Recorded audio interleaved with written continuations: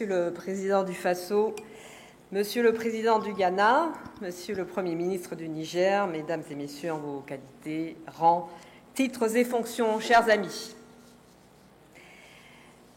Qu'il me soit permis humblement et sans trop m'attarder, pour celles et ceux d'entre vous qui ne me connaîtraient pas ou celles et ceux qui me connaissaient mais ont gardé de moi le souvenir d'une personnalité des médias français, de vous préciser d'où je vous parle ce matin et à quel point je mesure l'honneur qui m'est fait d'ouvrir les débats de ce Rebranding Africa Forum, le premier, organisé sur le continent africain dans un pays qui a une place toute singulière dans mon cœur. Dans les quelques minutes qui me sont accordées, je voudrais évoquer le travail de la fondation que je préside, ses relations avec le Burkina, les sujets sur lesquels nous intervenons. C'est la présidente d'une fondation créée il y a 28 ans, dédiée à l'environnement et aux mesures à mettre en œuvre à l'échelle européenne et au-delà, à l'échelle mondiale, pour lutter efficacement contre le réchauffement climatique qui vous parle. C'est la militante d'une transition écologique et solidaire, et le mot « solidaire » est sans doute le plus important de l'intitulé qui s'adresse à vous, instruite du fait que, chiffres et tendances à l'appui, le réchauffement climatique est une conséquence directe des dérèglements du système mondialisé, capitaliste, consumériste, triomphant dans nos vies, non seulement depuis, au XXe siècle, les années 80 de la dérégulation sauvage et de la finance débridée, non seulement depuis la désagrégation du glacis communiste, mais en réalité, depuis que la maîtrise des énergies fossiles a convaincu les dirigeants des premières puissances économiques du monde que tout devenait possible. Eh bien non, tout n'est pas possible. Le court-termisme, pour boussole, la réduction de l'être à une unité de valeur, une variable, un paramètre au nom de la recherche de la productivité, la destruction de notre écosystème au motif que l'homme saura en élaborer un autre entièrement technologique, celui-ci, la recherche de profit toujours plus conséquent, toujours plus rapide, au détriment du plus grand nombre et de notre patrimoine mondial commun, la Terre, tout cela n'est pas possible. Tout n'est pas remplaçable, tout n'est pas inépuisable. En revanche, tout est partageable, tout peut être partagé. Le réchauffement climatique, donc splendide illustration des dérèglements du système qui gouverne le monde depuis la révolution industrielle, est aussi un agent aggravant de ce dérèglement, un démultiplicateur des effets de cette machine folle dans laquelle nous tournons sans cesse, emportés par une dynamique centrifuge incontrôlable. Toujours plus vite, toujours plus fort, mais pourquoi? Pour quel résultat? 1 milliard d'êtres humains survivent avec moins d'$1 par jour. 3,5 milliards survivent avec moins de $2 par jour. 900 millions de personnes aujourd'hui sur Terre ne mangent pas à leur faim, alors que nous avons les moyens de nourrir chaque habitant de la planète. Est-ce pour ce monde que nous tournons? Le réchauffement climatique sur l'ensemble de la planète amplifie les inégalités et les précarités. Et aujourd'hui, dans le monde entier, à l'échelle des pays entre eux, pays riches, pays moins riches, pays en développement, mais de quel développement s'agit-il? Dans le monde entier, à l'échelle des populations, à l'intérieur des frontières d'un pays, plus on est en bas de l'échelle, moins on est responsable des dérèglements du climat, plus on en subit l'impact et moins on a voix au chapitre. Plus on est en haut dans l'échelle des revenus, des richesses, de la productivité, plus on exerce une forte pression sur l'environnement, plus on pollue, mais plus on a les moyens de se protéger de cette pollution, on appelle cela la résilience, et plus on décide de la marche du monde. 10% des plus riches dans le monde produisent 50% des gaz à effet de serre. Les 10% les plus pauvres dans le monde subissent 50% des effets du réchauffement climatique. Or, face à ce défi climatique et aux conséquences déjà aujourd'hui prégnantes pour les 2/3 de l'humanité d'une température à la surface du globe en hausse de plus d'1 degré en un siècle et demi, certains prétendent que des solutions simples, technologiques, existent et qu'il n'est pas besoin de modifier nos comportements car il n'y a pas de raison que tous les pays du monde n'adoptent pas, ne rattrapent pas les standards de développement du G7 et que n'ayez crainte, on trouvera bien une solution, l'humanité s'adaptera et puis de toute façon, on partira sur Mars. Eh bien, la Fondation pour la Nature et l'Homme, nous ne sommes pas martiens, nous sommes terriens. Nous pensons que la Terre est la maison commune de l'humanité, du vivant, et qu'avant d'aller habiter sur Mars, il nous faut apprendre à vivre sur Terre.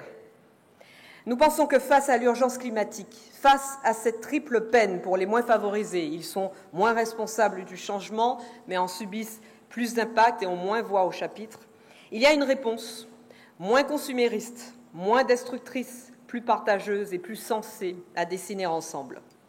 Il ne s'agit pas pour nous ou pour moi de priver les 2/3 de l'humanité d'un rêve d'élévation de leur niveau de vie, de confort, d'accès à l'éducation ou à des niveaux de consommation érigés en référence. Il ne s'agit pas de dire non, non, pas vous, c'est trop bien pour vous.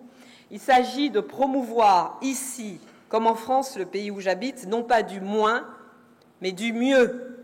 Pas moins de croissance, mais une croissance différente, meilleure, plus humaine, plus responsable, plus respectueuse du vivant et des enseignements de nos anciens, de ceux qui savaient vivre, grandir, s'épanouir sans la surabondance, sans l'obésité de biens manufacturés. Avec et parfois contre le gouvernement français, dont nous n'approuvons pas toujours les décisions, loin s'en faut, nous défendons des propositions politiques de profonde transformation des modes de vie des sociétés dites développées, de leurs modes de consommation, de production, de transport, d'alimentation, de leurs sources d'énergie, de l'organisation de leur agriculture. Nous combattons les effets pervers et asymétriques du commerce international. Nous plaidons pour des modifications institutionnelles, plus de participation des opinions publiques à l'exercice de la démocratie, et pour que la prise en compte du long terme entre enfin en jeu dans la décision politique, et tout cela avec deux leitmotivs, sobriété et justice. Sans la sobriété, la rationalité des usages. Vous pouvez inventer le meilleur système d'alimentation en énergie, la plus performante voiture électrique ou la meilleure maison connectée qui soit, vous ne ferez qu'aggraver la prédation des ressources et la destruction de milieux sensibles. Sans justice dans les transformations à mettre en œuvre, dans l'accompagnement à la transition pour les moins bien lotis, dans la redistribution des richesses, vous ne ferez qu'aggraver les inégalités provoquées par le réchauffement. C'est de la destruction circulaire. Avec, et pour le moment, jamais contre le gouvernement burkinabé, nous travaillons, nous réfléchissons, nous proposons, nous apprenons sur le modèle du développement que les pays africains peuvent élaborer, approfondir et finalement ériger en nouvelles références. Ce que je porte comme viscérable conviction et que j'alimente avec le travail des scientifiques de très haut niveau qui composent le conseil scientifique de ma fondation, que j'appuie par les échanges menés avec le gouvernement burkinabé et la société civile de ce pays, c'est l'idée selon laquelle ce continent, qui est de façon presque assommante présenté comme le berceau de l'humanité, doivent devenir l'épicentre de la transformation et l'épicentre des solutions. C'est l'Afrique qui peut donner au monde l'exemple à suivre si elle prend ses responsabilités pour éviter à l'humanité la catastrophe d'un scénario à plus 3, plus 4 ou plus 5 degrés d'ici la fin du siècle, c'est-à-dire c'est dans à peine 80 ans. C'est sur le continent africain que souvent l'on sait gérer la pénurie, organiser la solidarité, expérimenter la sobriété à travers diverses organisations de sociétés, de communautés, comme en témoigne l'économie informelle, ou plutôt l'économie relationnelle, grâce à laquelle des populations tiennent debout face à l'adversité.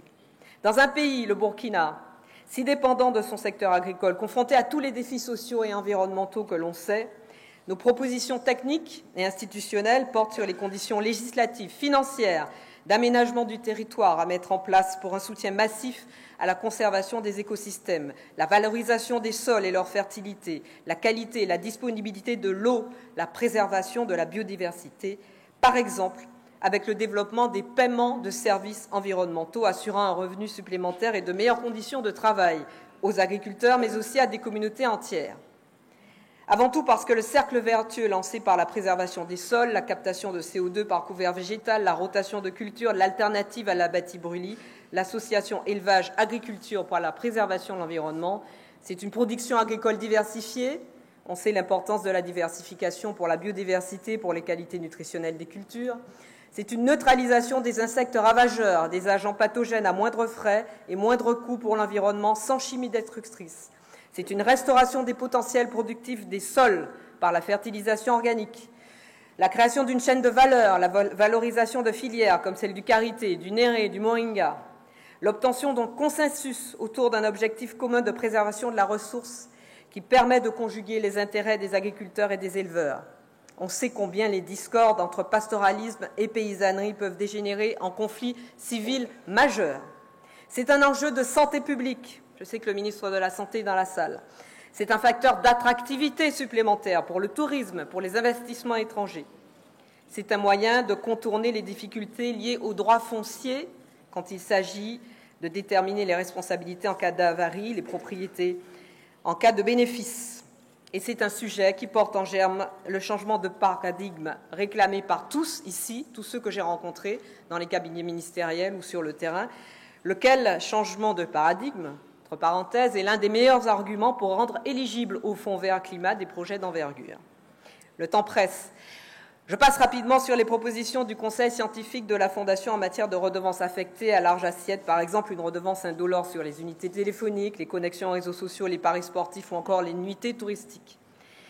Tout cela pour financer un fonds national destiné à la préservation de l'environnement. Ce fonds existe déjà au Burkina.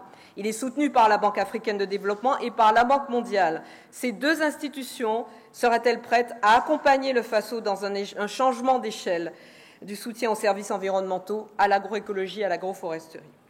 Au-delà de cet exemple non négligeable d'un PSE généralisé, suivi, pluriannuel, associant les populations à la décision et aux bénéfices dégagés par la suite, c'est une vision ambitieuse, témoin avant-gardiste de la prise en compte des intérêts des générations futures et de l'atténuation aujourd'hui des effets du réchauffement climatique que la Fondation pour la Nature et l'Homme défend. On me dit, c'est bien gentil, Madame Pulvar, mais et l'emploi dans tout ça, et la croissance économique. Mais justement, on est là pour en parler. L'économie verte et la finance mondiale ne s'y est pas trompée, qui commence à s'y intéresser de plus en plus. L'économie verte est gisement d'emploi, est gisement de profitabilité et de rentabilité. Les énergies fossiles, c'est le passé. Les énergies fossiles, c'est la destruction. Les énergies renouvelables sont aujourd'hui compétitives. Demain, l'agroforesterie, l'agroécologie, pour peu qu'on soit un peu honnête sur la question des externalités négatives, sera elle aussi compétitive. Quel État fera de l'incitation éviter, compenser, réduire une obligation, une réelle contrainte environnementale? Quel État, j'espère, africain sera le premier au monde à faire entrer la notion de limite planétaire reconnue par l'ONU à l'article 1er de sa Constitution, démontrant par là même qu'il aura pris la mesure des défis que nous impose le réchauffement climatique et l'effondrement de la biodiversité? Quel État, s'appuyant sur vos traditions de concertation, d'intervention de la communauté dans la prise de décision, je pense au conseil de village, à l'espace citoyen d'interpellation démocratique au Mali, au conseil villageois de développement, ancien conseil de défense de la révolution sankariste, quel État créera une instance démocratique faisant une large part à la société civile et à la société civile organisée, afin que la décision politique soit comprise de tous, dont celles et ceux qui ne savent pas lire, et que cette décision résiste à l'examen du long terme avant de devenir loi. C'est bien, mais c'est déjà bien mieux que beaucoup de constitutions de pays considérés comme les plus riches et les plus développés. Le projet de constitution du Burkina Faso inscrit déjà la sauvegarde de l'environnement à son article 1er et de façon contraignante.